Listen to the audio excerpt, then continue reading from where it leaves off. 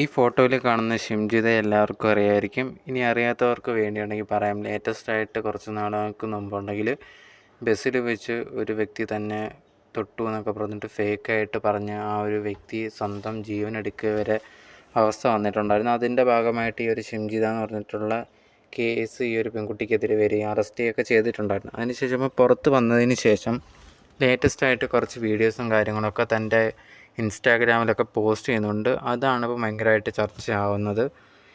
ഇങ്ങനെ തെറ്റ് ചെയ്തിട്ട് പോലും വെളിയിൽ ഇറങ്ങി നടക്കാൻ പറ്റുന്നു എന്നുള്ളത് മെയിനായിട്ടുള്ളൊരു കാര്യം. അത് കുറേയധികം പേര് ഇവർക്കെതിരെ ഇവിടുത്തെ ഗവൺമെൻറ്റിനെതിരെയൊക്കെ സംസാരിക്കുന്നുണ്ടായിരുന്നു, ഇവിടുത്തെ നിയമത്തിനെതിരെ സംസാരിക്കുന്നുണ്ടായിരുന്നു. ഇപ്പോൾ എന്താണ് ലേറ്റസ്റ്റായിട്ട് ഈ ഒരു ഷിംജിതയ്ക്കെതിരെ സംസാരിക്കാനുണ്ടായ കാര്യം എന്ന് പറഞ്ഞാൽ, ബ്രസീലൊക്കെ ഇപ്പം ഫിഫ വേൾഡ് കപ്പിൽ നിന്ന് പുറത്തായിട്ടുണ്ടായിരുന്നല്ലോ. അപ്പോൾ ആ സമയത്ത് ഇവരൊരു വീഡിയോ ഇട്ടിട്ടുണ്ടായിരുന്നു. ബ്രസീൽ ജേഴ്സി ഒക്കെ ഇട്ടുകൊണ്ട് ഞാനുണ്ടെങ്കിൽ ഇതിട്ടുകൊണ്ട് പുറത്ത് പോകാൻ പോവാണ്, അതിനൊരു ധൈര്യം വേണം എന്നുള്ള രീതിയിൽ പറഞ്ഞിട്ടാണ് അവർ ആ ഒരു വീഡിയോ ഇട്ടിട്ടുണ്ടായിരുന്നത്.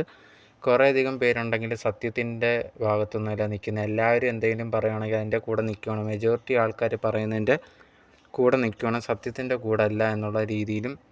അതുപോലെ തന്നെ ഷിംജിത പറഞ്ഞൊരു കാര്യം എന്ന് പറഞ്ഞാൽ, ഇപ്പം ഞാൻ എൻ്റെ ഈ ഒരു സാഹചര്യം എന്ന് പറഞ്ഞാൽ എൻ്റെ അടുത്ത് ആരെങ്കിലും വന്ന് എന്തെങ്കിലും പറഞ്ഞാൽ അവർ പറയുന്നതെല്ലാം മണ്ടത്തരാമെന്ന് അറിഞ്ഞാൽ പോലും ഞാനതിനെ പ്രതികരിക്കാതെ അങ്ങനെ തന്നെ നിൽക്കുക, അതിനെ എതിർത്ത് സംസാരിക്കാനൊന്നും നിൽക്കത്തില്ല. അവർ പറയേണ്ടത് പറയട്ടെ എന്നുള്ള രീതിയിൽ പറഞ്ഞിട്ട് പോട്ടെ എന്ന് വിചാരിക്കും എന്നുള്ള പറഞ്ഞൊക്കെയാണ് ആ വീഡിയോ ഇട്ടിട്ടുണ്ടായിരുന്നത്. ഇതിന് ശേഷമാണ് ഷിംജിതയ്ക്കെതിരെ ഇങ്ങനെ ഒരാളുടെ ജീവനൊക്കെ എടുത്തിട്ട് നിനക്കിങ്ങനെ വന്ന് വീഡിയോ ഒക്കെ ചെയ്യാനും നിന്നെ ന്യായീകരിക്കാനൊക്കെ എങ്ങനെ സാധിക്കുന്നു എന്നൊക്കെ ചോദിച്ചിട്ട് കുറേയധികം പേര് കമൻസ് ഇടുന്നുണ്ടായിരുന്നു, ഇതിനൊക്കെ റിയാക്റ്റൊക്കെ ചെയ്യുന്നുണ്ടായിരുന്നു.